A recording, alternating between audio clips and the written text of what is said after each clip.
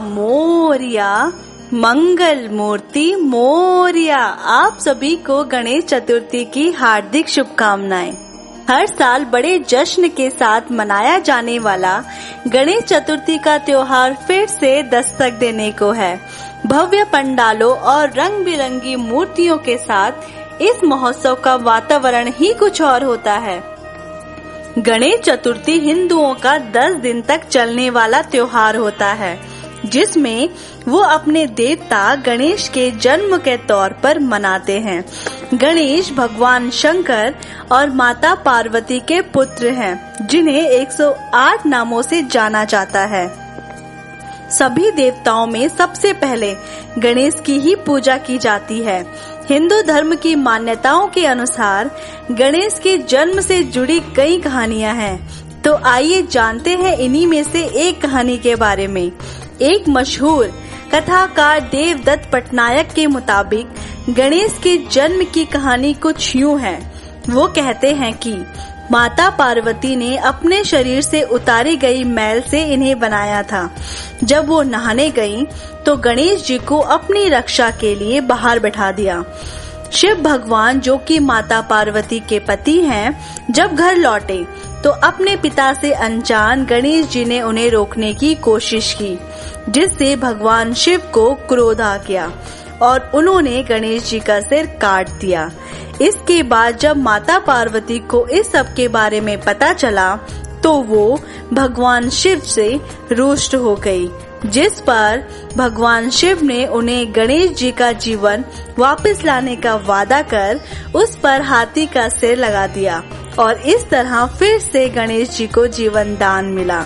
लेकिन कुछ लोगों का कहना है कि देवताओं के अनुरोध करने पर शिव और पार्वती ने गणेश को बनाया था, जिससे वो राक्षसों का वध कर सके, और यही कारण है कि उन्हें विघ्नहर्ता भी कहा जाता है। धार्मिक ग्रंथों के अनुसार जब वेद व्यास जी ने महाभारत की कथा भगवान गणेश जी को 10 दिनों तक सुनाई थी, तब उन्होंने अपने नेत्र बंद कर लिए थे और जब 10 दिन बाद आंखें खोली तो पाया कि भगवान गणेश जी का तापमान बहुत अधिक हो गया था। फिर उसी समय वेद व्यास जी निकट स्थित कुंड में स्नान करवाया था, जिससे उनके शरीर का तापमान कम हुआ। इसलिए गणपति स्थापना के अगले 10 दिन तक गणेश जी की पूजा की जाती है और फिर 11वें दिन भगवान गणेश जी की प्रतिमा का विसर्जन कर दिया जाता है। गणेश विसर्जन इस बात का भी प्रतीक है कि यह शरीर मिट्टी का बना है और अंत में मिट्टी में ही मिल जाना है। अब जानते हैं कि गणेश उत्सव कब से मनाया जाता है। यह उत्सव वैसे तो कई वर्षों से मनाया जा रहा है, लेकिन सन 1893 से पूर्व यह केवल घरों तक ही सीमित था।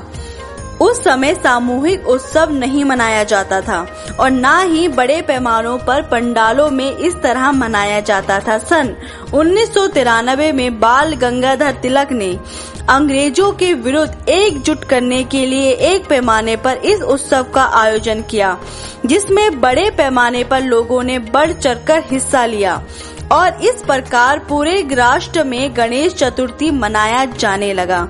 बाल गंगाधर तिलक ने यह आयोजन महाराष्ट्र में किया था, इसीलिए यह पर्व पूरे महाराष्ट्र में बढ़ चढ़कर मनाया जाने लगा। तिलक उस समय स्वराज्य के लिए संघर्ष कर रहे थे और उन्हें ऐसा मंच चाहिए था जिसमें माध्यम से उनकी आवाज अधिक से अधिक लोगों तक पहुंच सके। तब उन्होंने गणपति उत्सव का चयन किया और एक भव्य रूप दिया, जिसकी छवि आज तक पूरे महाराष्ट्र में देखने को मिलती है। दोस्तों, आपका बहुमूल्य वक्त देने के लिए बहुत बहुत धन्यवाद।